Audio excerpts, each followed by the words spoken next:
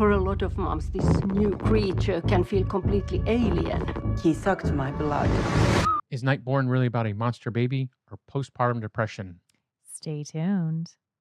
All right, and welcome to After the Screen podcast. My name's Chris, the independent filmmaker. I'm Jess, the non-independent filmmaker. That's right, and welcome back to another movie review. What do we have today? We have Nightborn. Funny because I just said that, right? So, Yeah, pretty much. so yes, we have a fairly new movie that came out. I don't know when it came out. It came out recently, like in the last month or two. Yeah, right? I was going to say. And if you're new to this channel, that's what we do. We do horror movie reviews and interview creatives in that space. So if you like that kind of thing, please like and subscribe and join us. And go back and see all the rest of our videos that we have up too. Yeah. We would really appreciate it. And comment, because we love all your comments. Yes, we do. And Right. we respond to the comments. That's right. We certainly do. Let's get into it. Let's tell you a little bit about it, and then we'll break it down. All right, so this movie takes place where Saga and her husband move to her childhood home in basically a Finnish forest, and they're ready to start the next chapter of their lives, have a family, fix up her childhood home. And they get there, and she kind of takes them through a walk through this very interesting, like mythical forest. And well, they just decide, let's just kind of get down and dirty in the forest. And she ends up becoming pregnant. And basically, they have their first child, which happens to be a son. Yep. And it does not exactly go as way they were they, expecting. yeah. Because they wanted a large family too. So this was one One of child, three. I one think of three. They Yeah. wanted to start that family out there in the woods, Yeah. pretty much. So Yeah. the other thing with this too, what got me wanting to watch this film is the director Hanna Bergholm. She did a movie called Hatching, which was a really interesting one quite a few years ago. That was all in Finnish. This one has a little bit of Finnish and a little bit of English, so it's kind of split between that two. This is really her first English. English and Finnish movie together. And then it had Rupert Grint plays the husband, From Harry Potter. Harry Potter, absolutely. And then Yes. the wife is Seidi Haarla? Haarla. Yeah. Yeah, Sorry, we'll girl. go We with that. butchered your name. Yeah. But she plays Saga. All right, so let's break it down a little bit. There were some really good things about this movie. We really didn't have too many like negative things to say. I think the acting was really good, especially for Saga's character. She really embodied kind of this poor woman who had this baby and it was not an easy delivery. And she's kind of slowly falling, I think, into like postpartum depression and slightly going a little psychotic because things are just not right. And it's not living up, I think, to the expectation or the fairy tale she had in her head.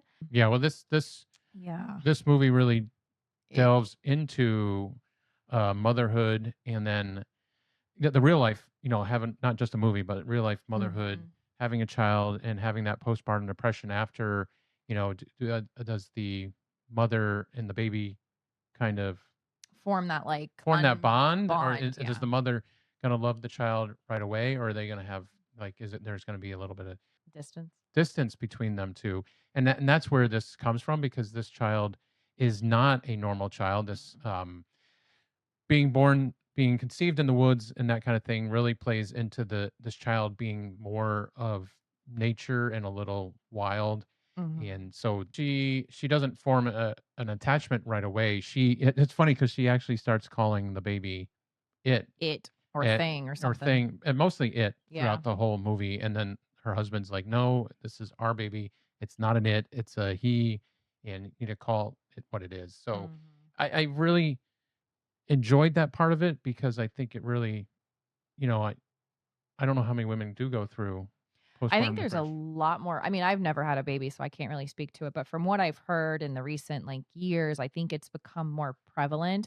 And I think it's one of those taboo conversations that a lot of people don't talk about because it's not really discussed. So I think it's becoming more open and people are, becoming more comfortable with saying, hey, I have this postpartum and I need help and so on and so forth. So I think it's just become not such a taboo topic as it was. Well, that, and then the interesting fact of, the mother not loving a child unconditionally from the start. And I think that's what her husband and his family and her family just didn't really understand what is wrong with her, and they were blaming her Her. for her. She's crazy, and then not that the baby's a Off. little suspect. Yeah, the baby is very animalistic and aggressive and does some crazy stuff as a baby Yes. in this movie. So I really think it deals with the body, because it has a lot of body horror in this Mhm. too as well. The body horror of giving birth, childbirth.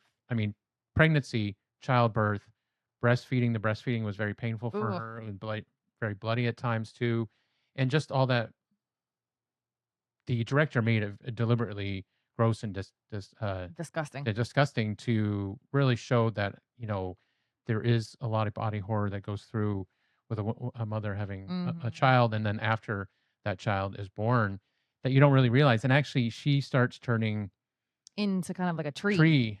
She starts looking like a tree. Her skin kind of goes rippling into being a Mhm. tree.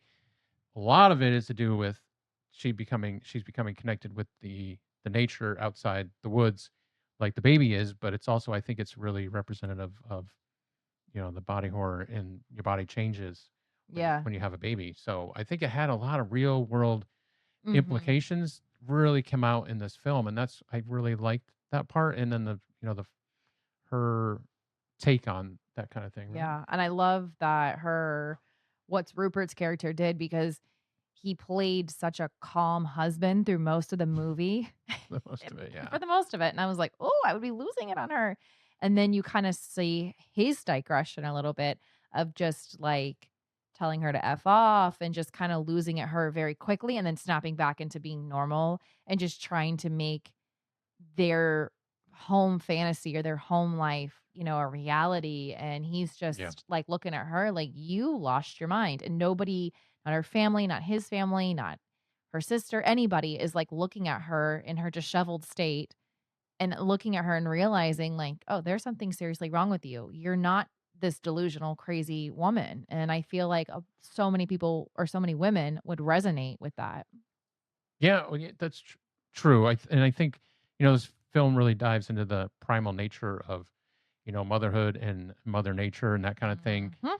And you really watch her go down this Rabbit rabbit hole. hole of just losing her mind. And that's the thing with this film too, is it's also a slow burn. It is not a lot of Yes. action and a lot of horror. There is horror in it, it's body horror, but it really is a slow burn to watch her go down Yeah, she that, just just digresses. as watching the husband try to recover every time and say, no, it's normal, everything's fine, and just kind of putting it back to his head. It's like, Mhm. even though these things aren't normal, he is kind of trying to make it seem normal. Yeah. And then he actually goes off the deep end at the end. And we won't tell you what happens at the end, because it's No. very It's very interesting how very interesting. nature will come back to bite you in the butt. Yeah, and like, yeah, you can't mess with Mother Nature, and you No. can't I guess outrun her. Yeah. I really think people should watch this movie. It didn't get great reviews, but I'm giving it a good review. Yeah.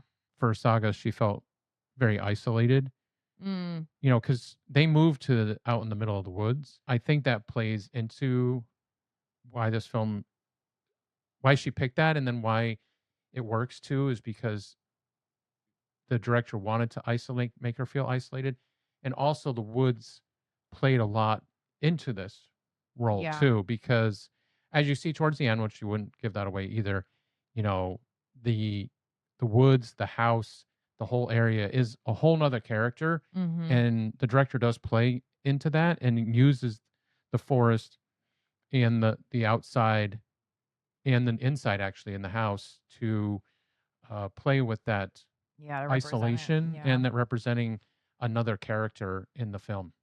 You're dealing with a baby, and a baby that's in this movie a lot, and the baby's being bad and being aggressive and being all this Oh. crazy stuff, that I was very happy the director used a lot of practical effects Mhm. and animatronics and shadow to hide the baby at sometimes. But when you needed the baby out there, it was not CGI. She did not rely on CGI, and I really appreciated that the practical effects are still out there and live, and they actually do Mhm. work, and it makes for a better film than making it all CGI. I Yeah, I think so. I agree.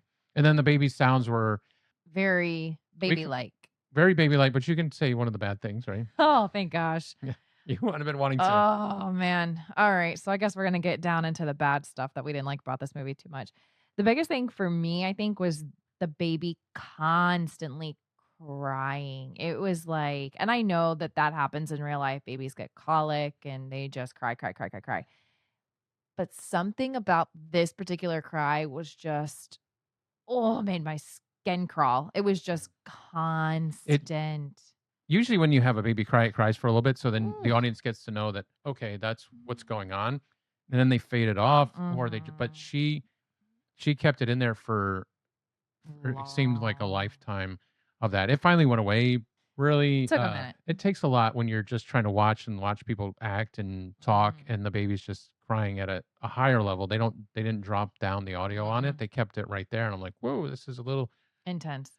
intense for that as well. The other thing too, I think, which you'll probably agree, which we just talked about too, is a negative for some people, is it's slow, and I think we're Mhm. in this era of slow burn, atmospheric kind of horror, and a different kind of horror than we have seen a lot in the past. So I feel like, I mean, we can name a million movies that even the ones we reviewed are slow, and you got to be ready for that kind of slow burn Mhm. But to it. I think it kind of like that's why I have a love hate with the slow burn for this one is I think because had she had not done the slow burn and we watched the digression so much, I don't think the film would have worked, but it definitely like you've got to sit there and absorb it. So I think it's if you're not a slow burn person, like I'm not, but I respect why she did it that way. Yeah, well, that's the thing with a slow burn movie. You're gonna Mm. have to Yeah, go. power You through can't speed through the it. fast parts of it, the slow parts to get to the. Yeah, I mean, you No, can't cut those scenes. You have to live. live A in lot it. of times they want the filmmaker wants you to live in that. Live in their paranoia. Yeah, live in that kind of thing, Oof. and that's why I was saying with the baby, you don't want to live in that for too long because Uh, as an audience member, I don't want to live in that for too long because it gets no. on you a little bit. But I think those were really, truly only negatives for me because I kind of understood where the director was come from. You have Yeah, one more? one more. Okay. Just one. Oh, that's good. You go for it. I think the thing that also irritated me with the baby is part of it was animatronic. And I think for me, I wanted to see more of the baby. And you really don't get to see the full embodiment of this baby until like the very end of the film. And then you're like, Well, oh, yeah, and if you look through the credits, okay. you watch how many babies they had for each Ooh. air. They had probably like 10, 12 babies. I mean, obviously Yeah. they can't act for very long on set, but then again, they had different ages too, so she went through a lot of babies. Yeah. So maybe the animatronics was a Yeah. lot easier to direct than a real life Yeah. baby. The other thing too is I really liked that the director really leaned into. She called this one of the Grimm Mm. fairy tales, and I like the Brothers Grimm stuff too. I think it's really scary. All right, so let's talk about your recommendation. Ooh. Screaming Smiles, 1 through 5, 5 being the best, 1 being the worst. Give me I'm your. going to go 3.5. Oh, Oh. 3.5. 3.5. I think I'm going to go 3.5 too. Oh, we actually agree. We agree. Holy cow. Yeah, we It is agree. a rarity. Yeah, it is. It really is. It really is. Usually he's higher and I'm lower, or I'm higher and he's lower. We never meet in the middle. No, it's just Wow. I think Mark it as a. I think she did it as a real good job I of think so too. trying to get across, a mother having a baby, the postpartum depression, trying to get the baby and the mother connect, and that doesn't happen, and you think you're going crazy, and this is the way it came across. So if you like that kind of thing and you like slow burn kind of movies, this is one. Oh, and obviously body horror as well. So Yeah. slow burn, body horror, and then that subject Psychological element that deals with that too. I Mhm. think you're going to really like that. We highly recommend it. 3.5. And if you liked our stuff, please like and subscribe. Comment below. We respond to all comments, Yeah, right? we comment back. We comment back. Yes. And please like and subscribe. We love Yeah. to see all those likes and subscribing. And I think the question for today would be, what is your favorite slow burn horror? Do you have one? Or are you not a slow burn horror person at all? If you do, Because I'm not. let me know and we'll talk about it. I'd love to hear. Till next time. See ya.